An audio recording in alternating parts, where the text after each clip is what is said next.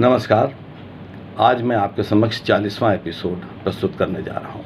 विजय Bhushan IPS दास्तान। आपके द्वारा जो सब्सक्राइब किया जा रहा है, लाइक किया जा रहा है, मैं उसके लिए तहे दिल से आप सबको शुक्रिया अदा करता हूँ।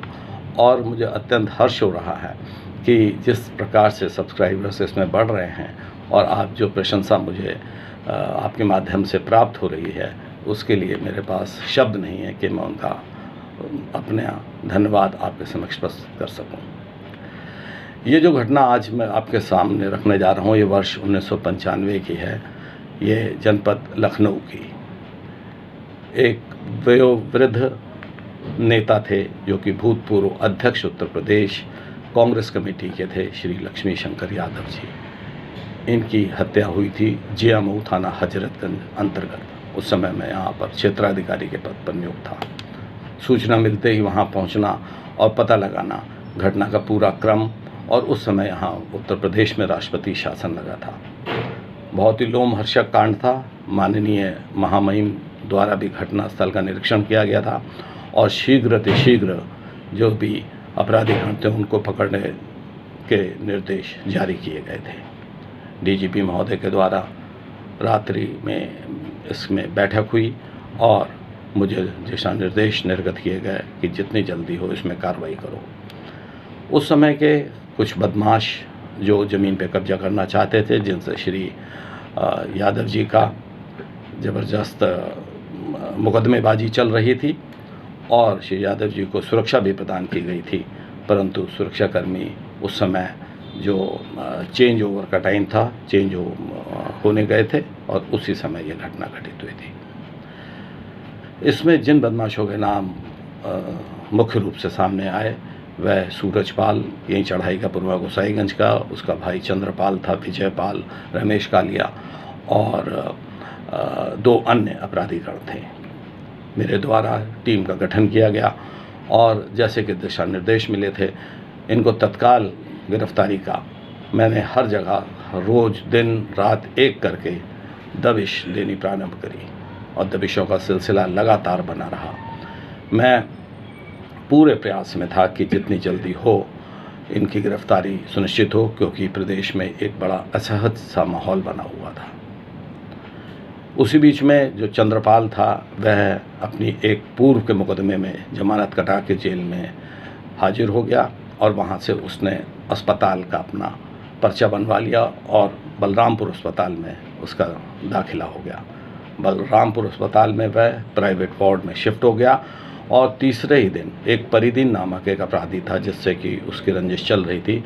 उसने सुबह जो है उस प्राइवेट वार्ड में घुस के चंद्रपाल को 2 गोली मारी और खुद जाकर थाना वजीरगंज में सरेंडर कर दिया। चंद्रपाल मुख्य अभियुक्त था उस घटना का, जिसमें श्री यादव जो भूतपूर्व अध्यक्ष कांग्रेस उत्तर प्रदेश के थे उस प्रकरण में, और इसके बाद सूरजपाल जो उसका बड़ा भाई था वो फरारी में था। उसके लिए लगातार दबिशें होती रहीं और उसी बीच में तत्कालीन अपर पुलिस अधीक्षक सत्येंद्र वीर सिंह और इंद्रजीत तेवतिया, इन्होंने उसकी घेराबंदी करी जनपद देहरादून में, और वहाँ पर मुठभेड़ हुई और सूरजपाल वहाँ मुठभेड़ में मारा गया। यहाँ पर जो है अन्य अपराधीगणों की तलाश जो थे, रमेश कालिया बचा था और विजयपाल था। लगातार हम लगे रहे। रमेश कालिया से मुठभेड़ हुई, लेकिन रमेश कालिया उस दिन वहाँ से बच निकला और फरार हो गया। और उसके कुछ दिन बाद जो यहाँ पर एसएसपी आए नवनीत सिकेरा, श्री नवनीत सिकेरा द्वारा उसकी घेराबंदी की गई और उन्हें एक सॉलिड टिप ऑफ मिले थे और उस घेराबंदी में रमेश कालिया को घेर लिया गया और रमेश कालिया ने पुलिस पे फायर किया और अपने बचाव में पुलिस द्वारा किए गए फायर में रमेश कालिया धराशायी हुआ। आतंक का पर्याय बने उस टाइम यहाँ पर गोसाईगंज से लेकर जो यहाँ पर एल्डिको कॉलोनी इत्यादि का निर्माण हो रहा था, थाना पीजीआई के अंतर्गत तक, वहाँ पर कोई आदमी जब तक इनसे संपर्क नहीं कर लेता था कोई निर्माण नहीं करा सकता था। इनका इतना दबदबा था। और यही कारण था कि एल्डिको कॉलोनी जो उस समय निर्माणाधीन थी, वहाँ पर स्थित सारे इंजीनियर इत्यादि भी डर से भाग गए थे। एक मुठभेड़ हम लोगों के साथ हुई, उसमें जो और एक डिटेक्टिव क्रिमिनल था जिसमें मैं और मेरे कई साथी थे, उसमें जो वहाँ पर उसको गिरफ्तारी का हमने हर संभव प्रयास किया, परंतु उसने पुलिस पर जो है फायर किया और अंततः अपने बचाव में की गई फायरिंग में वह मुलजिम मारा गया। वह मुलजिम उस घटना का भी प्रमुख अभियुक्त था। इसके बाद जो 2 अन्य अभियुक्तगण थे वह प्रकाश में आए और वह हाजिर हो गए।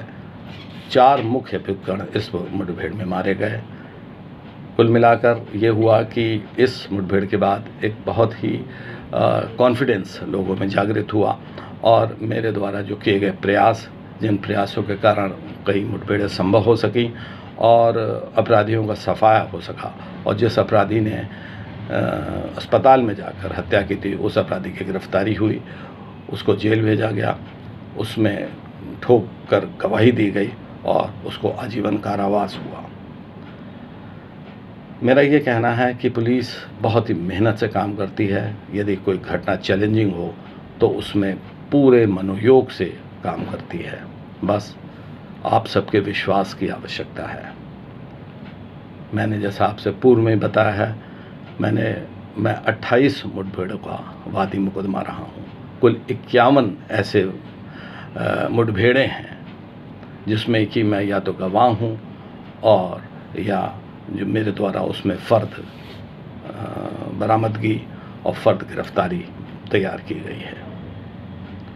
ISI से संबंधित 16 ऐसे भी हो गए जिसमें कि मैं वादी मुकदमा हूँ। अपराध के और अपराधियों के विरुद्ध मैं जितने दिन सेवा में रहा, मैं लगातार निरंतर काम करता रहा और मैंने हर संभव प्रयास किया कि अपराधी की गिरफ्तारी की जाए और उसको कानून के दायरे में जेल भेजा जाए। परंतु जहां अपराधी ने हम पर फायरिंग की तो अपनी जीवन रक्षा के लिए हमने अपने सेल्फ डिफेंस में अपराधी पर फायर किया और अपराधी ऐसे मुठभेड़ों में धराशायी हुए। तो दोस्तों, ये आज 40वां एपिसोड मेरे द्वारा आपके समक्ष प्रस्तुत किया गया। आप ये विजय भूषण IPS दास्तान को YouTube पर सब्सक्राइब करिए। जिस तरह से आप प्यार दे रहे हैं, मेरा विश्वास है कि मैं भविष्य में भी आपको इसी प्रकार और जो मेरे द्वारा मुठभेड़ की गई, अपराधियों की गिरफ्तारी की गई और शांति व्यवस्था कायम करने में जो मेरे द्वारा कार्य किया गया है वह आपके समक्ष में प्रस्तुत करता रहूँगा और आपका प्यार पाता रहूँगा। बहुत बहुत धन्यवाद। जय हिंद, जय भारत।